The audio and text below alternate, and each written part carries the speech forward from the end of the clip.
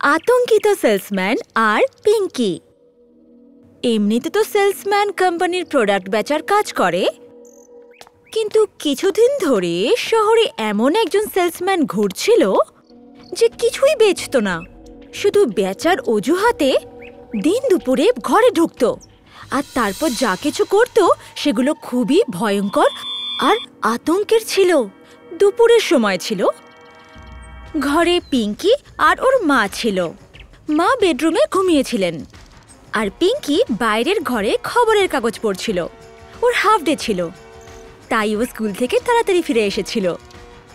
সেলসম্যানের আতঙ্ক? পিঙ্কি পুরো নিউজটা পড়ল আর শক হয়ে গেল। আমাদের শহরে তো এরকম কখনোই হতো না। তাহলে এই সেলসম্যানটা কে, যে ঘরে গিয়ে লোকেদের মেরে ফেলছে? পিঙ্কি চুপচাপ বেডরুমের কাছে গিয়ে চুপি চুপি মাকে দেখল। ভেতরে মা অঘরে ঘুমিয়েছিলেন। পিঙ্কি ওখান থেকে চলে এলো, তারপর দেওয়ালের সামনে এসে নিজের দু চোখ বন্ধ করলো আর দেওয়ালের ওপর হাত রাখলো। তখন দেওয়ালের ওপর একটা ভয়ঙ্কর লোক সেলসম্যান রূপে দেখা দিল। পিঙ্কি দেওয়ালের সাহায্যে ওকে দেখতে পাচ্ছিল। বাইরে থেকে তো ওকে মানুষের মতোই দেখাচ্ছিল, কিন্তু ভেতর থেকে মানুষটা একদমই ভালো ছিল না। ওই সেলসম্যানটা একটা বাড়ির সামনে গেল, ও ঘরের বেল বাজালো আর ঘরের দরজা একটা ভদ্রমহিলা খুললেন। কি চাই? ম্যাম, আমি জকার কোম্পানি থেকে এসেছি আর আপনার জন্য কিছু প্রোডাক্টস নিয়ে এসেছি। তুমি তো সেলসম্যান, তুমি কি বাইরের বোর্ডটা পড়োনি? ভেতরে সেলসম্যানরা অ্যালাউড না। সিকিউরিটি কি দাঁড় করায়নি তোমায়? সেলসম্যান হাসতে হাসতে বলল, তোমার সিকিউরিটিকে মৃত্যুর ঘুম পাড়িয়ে এসেছি। তক্ষুনি ভেতর থেকে একটা বাচ্চা ওখানে এলো। মা মা, এই আঙ্কেলটা কে? সেলসম্যান চট করে একটা চকলেট বাচ্চাটাকে দিল। গুড্ডি, একদম না, ওটা খাবে না। তক্ষুনি সেলসম্যান বউটার মুখ চেপে ধরে ভেতরে নিয়ে গেল আর বাচ্চাটাকে কোলে করে বউটাকে টানতে টানতে ভেতরে নিয়ে গেল আর তারপর ঘরের দরজাটা ভেতর থেকে বন্ধ করে দিল। তখনই হঠাৎ করে দেওয়াল থেকে এই দৃশ্যটা অদৃশ্য হয়ে গেল। আরে, কিছু দেখতে পাচ্ছি না কেন? পিঙ্কি বারবার দেওয়ালের ওপর হাত রাখতে লাগলো, কিন্তু এরপর কি হলো সেটা দেখতেই পেল না। আর পিঙ্কি চিন্তিত হয়ে গেল। খবরের কাগজে শুধু এইটুখানি লেখা ছিল সেলসম্যানদের ব্যাপারে। ওরা জোর করে সোসাইটিতে ঢুকে পড়ে, ছোট ছোট বাচ্চাদের চকলেটস খাইয়ে নিজের বশে করে ফেলে, আর তারপর ভেতরে নিয়ে গিয়ে কি কি করে কেউ জানতে পারে না। পিঙ্কি এইসব নিয়ে ভাবছিল, তখনই ও মায়ের আওয়াজ পেল। পিঙ্কি, ওখানে দোয়ালের সামনে দাঁড়িয়ে তুমি কি ভাবছো? কখন থেকে ডোরবেল বাজছে? আমার ঘুমটা ভেঙে গেল, তবে তোমার ভাবা বন্ধ হলো না। এইটা বলে মা দরজা খুলতে গেল। মা, দরজা খুলবে না। আর তক্ষুনি মা দরজাটা পুরো খুলে পিঙ্কির দিকে তাকালো। কেন, কি হয়েছে? কিন্তু এখন মায়ের এই প্রশ্নের আর কোনো লাভ নেই, কারণ দরজার সামনে বাইরে সেলসম্যান দাঁড়িয়েছিল, ওই আতঙ্কের সেলসম্যানটা। কি ব্যাপার মা, তুমি মাকে দরজা কেন খুলতে দিচ্ছিলে না? এটা শুনে পিঙ্কির সাথে সাথে তার মাও চমকে উঠল। কে তুমি, আর হুট করে এরকম কি কথা বলছো? আমি সেলসম্যান ম্যাম, আপনার জন্য ভালো ভালো প্রোডাক্ট এনেছি। এইটা শুনে সেলসম্যান হাসতে লাগলো। যাও এখান থেকে, আমরা কিচ্ছু কিনতে চাই না। তখনই ওই সেলসম্যানটা মাকে ধাক্কা মেরে নিচে ফেলে দিল আর দরজা বন্ধ করে দিল। পিঙ্কি দৌড়ে মায়ের কাছে পৌঁছে গেল আর ও মাকে সামলালো। পিঙ্কি, তুমি আমায় ছাড়ো, পুলিশকে কল করো। পিঙ্কি কল করতে দৌড়ে গেল আর তখনই সেলসম্যান দৌড়তে দৌড়তে পিঙ্কির কাছে এলো আর পিঙ্কি দাঁড়িয়ে গেল। এত তাড়া কিসের পিঙ্কি? এইটা বলে ও পিঙ্কির দিকে এগিয়ে গেল। তখনই মা পেছন থেকে এসে ওর মাথার পেছনে ফ্লাওয়ার পট ছুঁড়ে মারলো।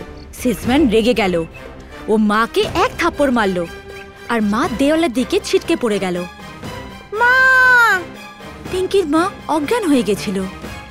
ভয় পেও না, তোমার মায়ের কিচ্ছু হয়নি, উনি শুধু একটু অজ্ঞান হয়েছেন। এইটা বলে সেলসম্যান নিজের ব্যাগের ভেতরে হাত ঢোকালো আর ওখান থেকে টিকটিকি বার করে পিঙ্কির দিকে ছুঁড়ে মারলো। তুমি ঠিক কে? পাগলখানা থেকে পালিয়ে আসা একজন ভয়ঙ্কর রোগী। সবাইকে বিরক্ত করতে আমার দারুণ মজা লাগে, আর যখন আমার মন ভরে যায় আমি সবাইকে মেরে ফেলি।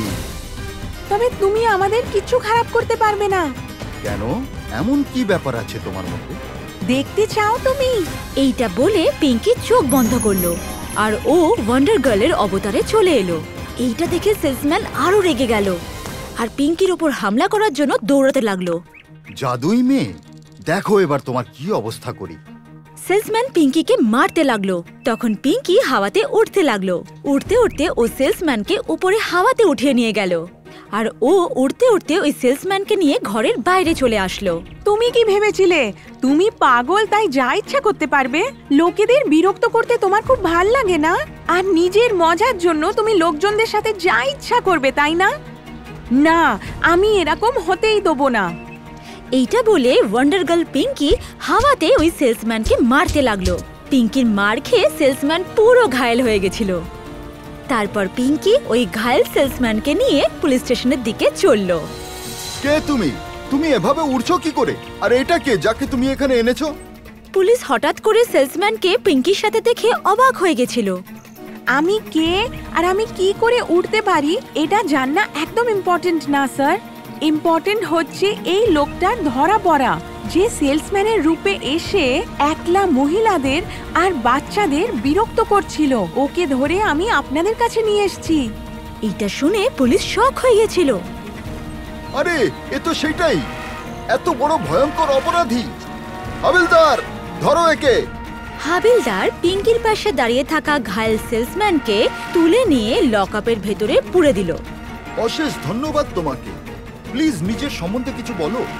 না ইন্সপেক্টর, এটা ঠিক সময় না।